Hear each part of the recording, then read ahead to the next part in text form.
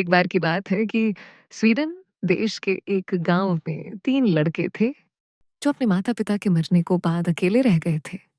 हालाँकि उनके माता-पिता उनके लिए कुछ ज़्यादा छोड़ कर नहीं गए थे, पर फिर भी जो कुछ भी वे छोड़ गए थे, अगर वे उसको ठीक से बाँट लेते, तो वह उनके लिए काफ़ी था। पर बड़े वाले 2 भाई उसे बाँटना नहीं चाहते थे। सबसे बड़े भाई ने रहने के लिए घर ले लिया और दूसरे भाई ने घर के अंदर का सारा सामान ले लिया। उन दोनों को जो कुछ पैसा मिला, वह उन दोनों ने बाँट लिया और साथ में उनके पिता के पास जो ज़मीन का टुकड़ा था, वह भी उन दोनों ने ले लिया और अपने छोटे भाई को उसे कुछ भी देने से मना कर दिया। इस तरह उन दोनों बेरहम भाइयों ने अपने सबसे छोटे भाई को अपने पिता की जायदाद से, उसके पैसे से, उसके घर से सबसे दूर कर दिया। तो उसने अपने भाइयों से पूछा, "तुम लोगों ने तो सब कुछ ले लिया, अब मैं कैसे रहूँगा?" उसका सबसे बड़ा भाई बोला, "तुम तो होशियार हो, लो इसको लो और इससे गुज़ारा करो।" कहकर उसने घर के एक कोने पड़ा पाया एक रस्सा दरवाजे के बाहर फेंक दिया। छोटे भाई ने सोचा कि यह रस्सा तो बड़े काम की चीज है, सो उसने वह रस्सा उठाया और उसको लेकर वहां से चल दिया। चलते चलते वह एक जंगल में आया। वहां उसने उस रस्से के एक हिस्से को खोलकर उसकी कई छोटी रस्सियां बनाई। फिर उसने उनको एक खास तरीके से जोड़कर एक छोटी रस्सी बनाई, एक बीच के साइज की रस्सी बनाई और एक लंबी रस्सी बनाई। वह लड़का छोटी वाली रस्सी से छोटे साइज का फंदा बनाकर छोटी साइज की गिलहरी पकड़ता, बीच के साइज की रस्सी का बीच का फंदा बनाकर बीच के साइज के जानवर पकड़ता, जैसे कि खरगोश। फिर वह लड़का जंगल में एक झील के किनारे पहुंच गया। वहां उसने एक अंधेरी गुफा में एक बड़ा भालू जाता देखा, तो उसने अपनी लंबी वाली रस्सी निकाली और भालू पकड़ने के लिए उसका एक बड़े साइज का जाल बनाने बैठ गया। जैसे ही वह बड़ा जाल बनाने के लिए झील के पास बैठा कि एक जलपरी पानी में से बाहर निकली, तो उसने एक लड़के को वहां बैठे देखा। उसने उसको देखा और देखा और देखा, पर वह यह नहीं जान सकी कि वह लड़का कर क्या रहा था। वह बूढ़ी जलपरी पानी में से बाहर निकलकर उस लड़के के पास आने और उससे बात करने के लिए या उसको खाने के लिए काफी बड़ी और काफी भारी थी, और वह लड़का पानी के बाहर बैठा था। सो वह बूढ़ी जलपरी फिर से पानी के अंदर चली गई और वहां से उसने अपने बेटे को यह देखने के लिए भेजा कि उसका बेटा वहां जाकर यह देख कर आए कि वह लड़का उस रस्सी से क्या कर रहा था। उसका वह बेटा इतना छोटा था कि वह झील के किनारे आसानी से घूम सकता था। सो वह झील के बाहर निकला और उस लड़के से पूछा कि वह रस्सी से क्या कर रहा था। इस पर लड़के ने उसको चिढ़ाया कि वह एक ऐसा जाल बना रहा था जिससे कि वह पूरी झील को बांध सके। इससे फिर कोई न तो उसकी इजाजत के बिना झील के अंदर जा सकेगा, हाँ, और न ही उसकी इजाजत के बिना झील के बाहर आ सकेगा। जलपरी का बेटा तुरंत ही झील में वापस चला गया और जो कुछ उस लड़के ने उससे कहा था अपने पिता को जाकर बताया। पिता को यह सुनकर चिंता हुई। वह बोला, अगर कोई झील में आ जा नहीं सकेगा तो हम खाना कैसे खाएंगे? तुम ऊपर जाओ और उस लड़के से कहना कि वह तुमको पेड़ के ऊपर दौड़कर पकड़े। जब तुम पेड़ के ऊपर पहुंच जाओ तो उसके वहां आने का इंतजार करना, और जब वह ऊपर आकर तुमको पकड़े तो उसको झील में धक्का दे देना। हम उसको नाश्ते में खा लेंगे। जलपरी के बेटे ने वैसा ही किया जैसा कि उसके पिता ने उससे करने को कहा था। वह वापस लड़के के पास गया और उसको पेड़ पर चढ़ने और उसको पकड़ने के लिए ललकारा। लड़का बोला कि अभी उसको बहुत काम है, इसलिए वह खुद तो अभी उसके साथ दौड़ नहीं सकता, पर उसका एक छोटा सा दोस्त था जो उसके साथ दौड़ सकता था। इतना कहकर उसने अपने जाल में फंसी एक छोटी सी गिलहरी खोली और उसको बोला, भाग गिलहरी भाग, 1 2 3। वह गिलहरी तुरंत भागकर पास वाले पेड़ पर चढ़ गई और जलपरी का वह बेटा तो वहीं का वहीं खड़ा रह गया। वो बेचारा फिर अपने पिता के पास गया और जो कुछ हुआ था कह सुनाया।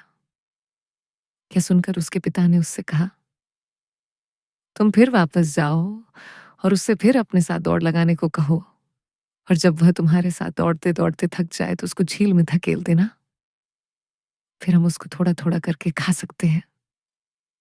जलपरी का बेटा फिर चल दिया और उसने फिर उस लड़के को दौड़ के लिए ललकारा। वह लड़का बोला, मैंने तुमसे कहा ना कि मुझे अभी बहुत काम है, इसलिए मैं तुम्हारे साथ अभी नहीं दौड़ सकता। पर मेरा एक और छोटा-सा दोस्त है जो तुम्हारे साथ दौड़ सकता है।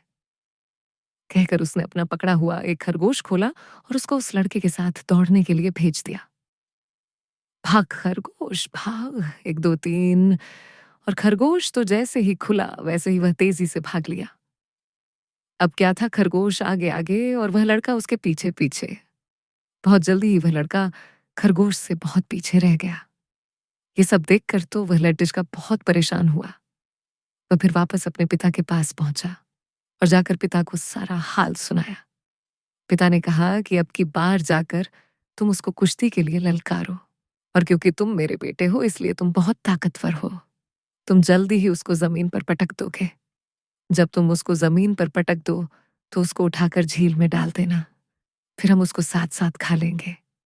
ये सुनकर वह लडहका, फिर झील के ऊपर आया और उस लड़के को अब की बार कुश्ती के लिए ललकारा। वह लड़का कुछ गुस्से में बोला, मैंने तुमसे कितनी बार कहा कि मुझे अभी बहुत काम है, इसलिए मैं खुद तुम्हारे साथ कुछ नहीं कर सकता। मेरे दादाजी उस गुफा में सो रहे हैं, तुम जाकर उनको कुश्ती के लिए ललकार सकते हो, पर कुश्ती लड़ने से पहले तुमको उन्हें जगाना पड़ेगा।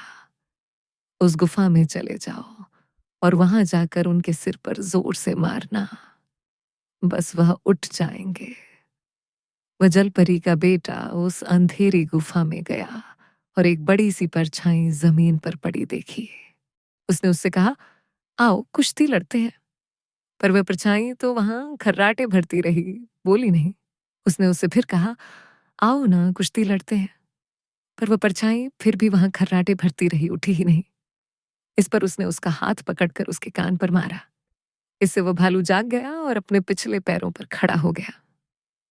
उसने उस जलपरी के बेटे को एक ही धक्के में गुफा के बाहर, जंगल के पार, वापस झील में फेंक दिया।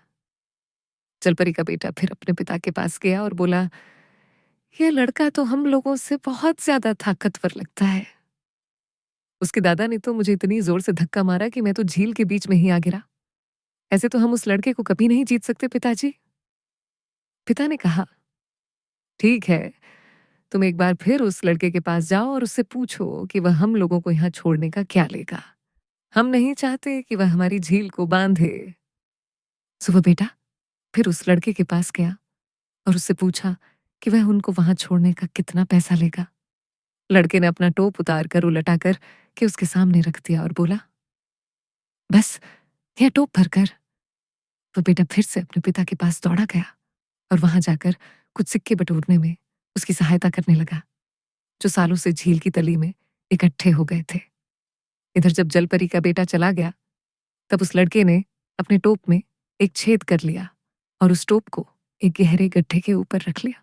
उधर जलपरी के बेटे ने जितने सिक्के था सा सैला चिल्फा।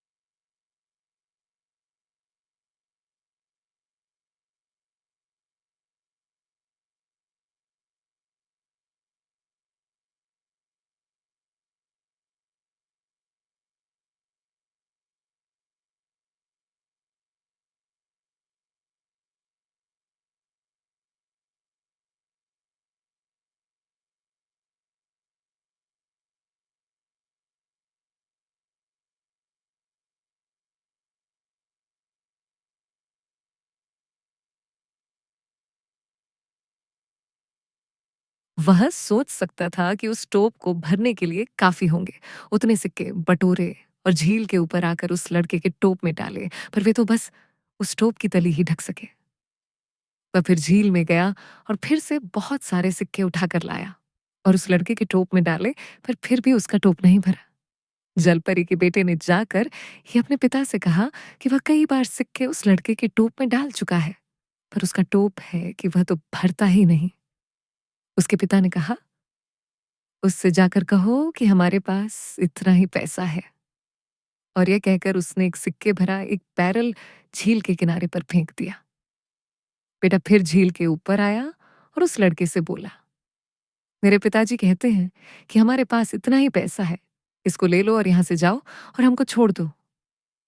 लड़के ने वायदा किया कि वह अब झील को नहीं बांधेगा और जलपरी का बेटा यह खुशखबरी लेकर तुरंत ही अपने पिता के पास दौड़ गया।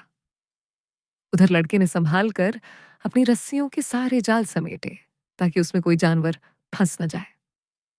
फिर उसने अपना वह सिक्के वाला गड्ढा मिट्टी से भर दिया और इस तरह से अपना कुछ पैसा वहां छिपा दिया। उसके बाद उसने अपना टोप अपने सिर पर रखा और सिक्कों से भरा वह बैरल लुढ़काता हुआ वह पैसा दिखाने के लिए अपने भाइयों के घर चला। उसके पास उतना सारा पैसा देखकर आश्चर्य से उसके भाइयों ने पूछा, तुमको इतना सारा पैसा कहां से मिला? उसने जवाब दिया, जानवर पकड़कर। मुझे तो अपने माता पिता से केवल एक रस्सी ही मिली थी जो तुम लोगों ने मुझे दी थी। सो इस रस्सी से मैंने जानवर पकड़ने के जाल बनाए और झील के पास जो जंगल है वहां जाकर जानवर पकड़े। वे दोनों एक साथ बोले, तो तुम यह घर और जमीन ले लो और हमको यह रस्सी दे दो। कहकर उन दोनों भाइयों ने कानूनी कार्यवाही करके वह घर और जमीन अपने छोटे भाई के नाम कर दी और वह रस्सी उससे खुद ले ली। उसने उससे कहा, आओ कुश्ती लड़ते हैं। पर वह परछाई तो वहां खर्राटे भरती रही, बोली, नहीं। उसने उससे फिर कहा, आओ ना कुश्ती लड़ते हैं। पर वह परछाई फिर भी वहां खर्राटे भरती रही, उठी ही नहीं। इस पर उसने उसका हाथ पकड़कर उसके कान पर मारा। इससे वह भालू जाग गया और अपने पिछले पैरों पर खड़ा हो गया। उसने उस जलपरी के बेटे को एक ही धक्के में गुफा के बाहर जंगल के पार वापस झील में फेंक दिया। जलपरी का बेटा फिर अपने पिता के पास गया और बोला, यह लड़का तो हम लोगों से बहुत ज्यादा ताकतवर लगता है। उसके दादा ने तो मुझे इतनी जोर से धक्का मारा कि मैं तो झील के बीच में ही आ गिरा। ऐसे तो हम उस लड़के को कभी नहीं जीत सकते पिताजी। पिता ने कहा, ठीक है, तुम एक बार फिर उस लड़के के पास जाओ और उससे पूछो कि वह हम लोगों को यहां छोड़ने का क्या लेगा। हम नहीं चाहते कि वह हमारी झील को बांधे। सो वह बेटा फिर उस लड़के के पास गया और उससे पूछा कि वह उनको वहां छोड़ने का कितना पैसा लेगा। लड़के ने अपना टोप उतारकर उल्टा करके उसके सामने रख दिया और बोला, बस यह टोप भरकर। वह बेटा फिर से अपने पिता के पास दौड़ा गया और वहां जाकर कुछ सिक्के बटोरने में उसकी सहायता करने लगा जो सालों से झील की तली में इकट्ठे हो गए थे। इधर जब जलपरी का बेटा चला गया तब उस लड़के ने अपने टोप में एक छेद कर लिया और उस टोप को एक गहरे गड्ढे के ऊपर रख लिया। उधर जलपरी के बेटे ने जितने सिक्के वह सोच सकता था कि उस टोप को भरने के लिए काफी होंगे उतने सिक्के बटोरे और झील के ऊपर आकर उस लड़के के टोप में डाले, पर वे तो बस उस टोप की तली ही ढक सके। वह फिर झील में गया और फिर से बहुत सारे सिक्के उठाकर लाया और उस लड़के के टोप में डाले, पर फिर भी उसका टोप नहीं भरा। जलपरी के बेटे ने जाकर यह अपने पिता से कहा कि वह कई बार सिक्के उस लड़के के टोप में डाल चुका है, पर उसका टोप है कि वह तो भरता ही नहीं। उसके पिता ने कहा, उससे जाकर कहो कि हमारे पास इतना ही पैसा है। और यह कहकर उसने एक सिक्के भरा एक बैरल झील के किनारे पर फेंक दिया। बेटा फिर झील के ऊपर आया और उस लड़के से बोला, मेरे पिताजी कहते हैं कि हमारे पास इतना ही पैसा है, इसको ले लो और यहां से जाओ और हमको छोड़ दो। लड़के ने वायदा किया कि वह अब झील को नहीं बांधेगा और जलपरी का बेटा यह खुशखबरी लेकर तुरंत ही अपने पिता के पास दौड़ गया। उधर लड़के ने संभाल कर अपनी रस्सियों के सारे जाल समेटे ताकि उसमें कोई जानवर फंस न जाए। फिर उसने अपना वह सिक्के वाला गड्ढा मिट्टी से भर दिया और इस तरह से अपना कुछ पैसा वहां छिपा दिया। उसके बाद उसने अपना टोप अपने सिर पर रखा और सिक्कों से भरा वह बैरल लुढ़काता ता हुआ वह पैसा दिखाने के लिए अपने भाइयों के घर चला। उसके पास उतना सारा पैसा देखकर आश्चर्य से उसके भाइयों ने पूछा, तुमको इतना सारा पैसा कहां से मिला? उसने जवाब दिया, जानवर पकड़कर। मुझे तो अपने माता पिता से केवल एक रस्सी ही मिली थी जो तुम लोगों ने मुझे दी थी। सो इस रस्सी से मैंने जानवर पकड़ने के जाल बनाए और झील के पास जो जंगल है वहां जाकर जानवर पकड़े। वे दोनों एक साथ बोले, तो तुम यह घर और जमीन ले लो और हमको ये रस्सी दे दो। कहकर उन दोनों भाइयों ने कानूनी कार्यवाही करके वह घर और जमीन अपने छोटे भाई के नाम कर दी और वह रस्सी उससे खुद ले ली। रस्सी लेकर वे जंगल की तरफ चले गए ताकि वे वहां जानवर पकड़ सकें। उसके बाद वे फिर कभी अपने छोटे भाई को परेशान करने के लिए नहीं लौटे। हो सकता है कि वे अभी भी जंगल में जानवर पकड़ रहे हों, या फिर झील की जलपरी के मेहमान बन गए हों, या फिर उनको वह गुफा वाला भालू ही खा गया हो। कुछ भी हो सकता है ना?